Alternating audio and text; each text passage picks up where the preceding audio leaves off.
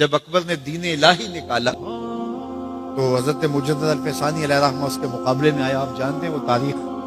تو اس نے کہا تھا کہ السلام علیکم یہ مسلمانوں کا شعار ہے، تو ایک نیا لفظ لے کر آتے ہیں. جب بھی کوئی کسی کو ملے تو اس کو کہے اللہ اکبر، وہ بھی جواب میں کہے اللہ اکبر. یہ اپنی طرف سے وہ نئی چیز لے کر آئے. لیکن اسلام نے السلام علیکم کیوں رکھا ہے؟ تو اس کا ایک فلسفہ ہے، اور وہ کیا کہ جب کوئی مسلمان کسی دوسرے مسلمان کو ملے تو وہ کہے السلام علیکم.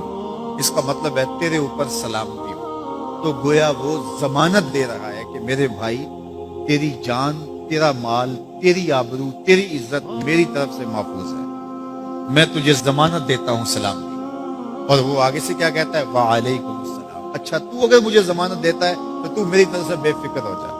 تیری آبرو میری آبرو ہے، تیری عزت میری عزت ہے، تیرا مال میرا مال ہے، اس لیے میری طرف سے تجھے کوئی فکر نہیں ہوگی. اب ایک دوسرے سے انہیں خطرہ نہیں ہونا چاہیے. ایک دوسرے کو ضمانت دے چکے ہیں، عہد کر چکے ہیں. اور اگر ہم سلام بھی لیں اور جڑے بھی کاٹ دیں تو میاں ہم نے سلام لیا ہی نہیں، ہم نے منافقت کی تھی. حضور نے فرمایا افشوا السلام، میں سلام کو پھیلاؤ. یعنی سلام کو پھیلاؤ گے تو امن پھیلے گا. سلام سلامتی سے ہے، یہ آپ امن دیتے ہیں. ہارون الرشید کے زمانے میں ایک شخص کو سزائے موت کا حکم ہو گیا. تو اس قیدی سے پوچھا سزائے موت سے قبل تیرا آخری حق ہے؟ اس نے کہا کہ میں بادشاہ سے ملنا چاہتا ہوں. انہوں نے کہا ٹھیک ہے. بادشاہ کو کہا کہ سزائے موت کا قیدی ہے، تو وہ کہتا ہے میں بادشاہ سے ملنا چاہتا ہوں. بادشاہ نے کہا لے آؤ. تو دربار لگا تھا تو وہ قیدی زنجیروں میں جکڑا ہوا لایا گیا. اس نے کہا السلام علیکم. بادشاہ نے کہا وعلیکم السلام. آخری خواہش پوری ہو گئی. جلاد لے جانے لگے، قتل کرنے لگے. کہا تو مجھے قتل نہیں کر سکتے. کہا کیوں؟ کہا بادشاہ نے میری ضمانت دے دی ہے، مجھے آزاد کر دیا. بادشاہ نے کہا میں کب کیا؟ کہا تم نے کہا نہیں وعلیکم السلام، تمہیں سلامتی ہو. تو جس کو تم سلامتی کہہ چکے ہو تو کیا اس کے اوپر سزا ہو سکتی ہے؟ تو بادشاہ مسکرانے لگا. کہا جاؤ میں نے اس کو آزاد کیا. وعلیکم السلام کہہ دیا تو پھر سلامتی ہوگی نا. اسی لیے ہم کہتے ہیں حضور پہ سلام پڑھا کرو. حضور پر جب سلام پڑھو گے تو حضور بھی سلام کا جواب دیں گے. وہ کسی شاعر نے کہا تھا، وہ شعر پتہ نہیں وزن میں ہے کہ نہیں، لیکن شعر مجھے بڑا اچھا لگتا ہے کہ درود پڑھنے سے ثواب ملتا ہے، سلام پڑھنے سے جواب ملتا ہے. درود پڑھنے سے ثواب ملتا ہے، سلام پڑھنے سے جواب ملتا ہے. تو ہمارے جو لفظ ہیں ان لفظوں کے پیچھے ایک فلسفہ ہوتا ہے. تو فرمایا المسلم من سلم المسلمون من لسانہ و یدہ.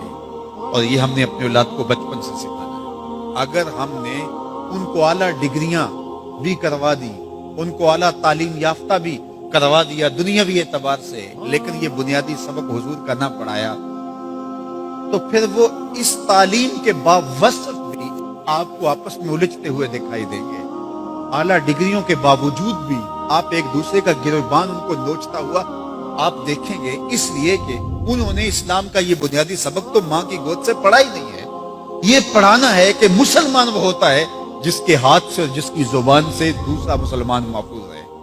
مجھے بتاؤ، جس کو یہ سبق اس کی ماں نے پڑھایا ہو، جس کو سبق اس کے باپ نے پڑھایا ہو، تو وہ کسی مومن کی ماں کو گالی دے سکتا ہے، کسی کے باپ کو گالی دے سکتا ہے، کسی کا گریبان پکڑ سکتا ہے، کسی کو تھپڑ مار سکتا ہے، کسی پہ زیادتی کر سکتا ہے؟ کبھی نہیں کرے گا. اس لیے کہ اس کو حضور کا فرمان یاد ہے کہ مسلمان ہوتا ہی وہ ہے جس کی زبان اور ہاتھ سے دوسرے محفوظ. ہم نے یہ سیکھنا ہے اور اپنے عمل کے اندر اس کو داخل کرنا ہے کہ ہمارے رویے اتنے خوبصورت ہو، ہمارا طرز زندگی اتنا خوبصورت ہو کہ ہمارا پتہ چلے کہ ہم حضور کے غلام ہوتے ہیں. ہمیں خوبصورت رویوں کا درس دیا گیا ہے، ہمیں خوبصورت رویوں کو اختیار کرنے کی تعلیم دی گئی ہے. تو ہم اپنے آپ کو دیکھیں اور ہم اپنے دل کو صاف کریں، اپنی زبان کو صاف کریں، اپنی آنکھوں کو پاکیزہ بنائیں، اپنی سوچوں کو عفت دیں، اور دیکھیں کہ ہم کھڑے کہاں ہیں. جس کے 2 دن برابر ہیں، آج کا اور کل کا، تو وہ خرابی پہ ہے. سرخرو وہ ہے کہ جس کے دونوں دنوں کے اندر واضح فرق ہو، ہر لمحہ اس کا بہتری کی طرف چلا جا رہا ہو، تو وہ ترقی کی طرف ہے، ورنہ وہ تنزل کا شکار ہو رہا ہے. تو ہمیں یہ سبق دیا گیا کہ قد افلح من تزکا. کامیاب وہی ہوا جس نے اپنے من کو ستھرا کیا، اپنے باطن کی صفائی کی، اپنے اندر کو پاک کر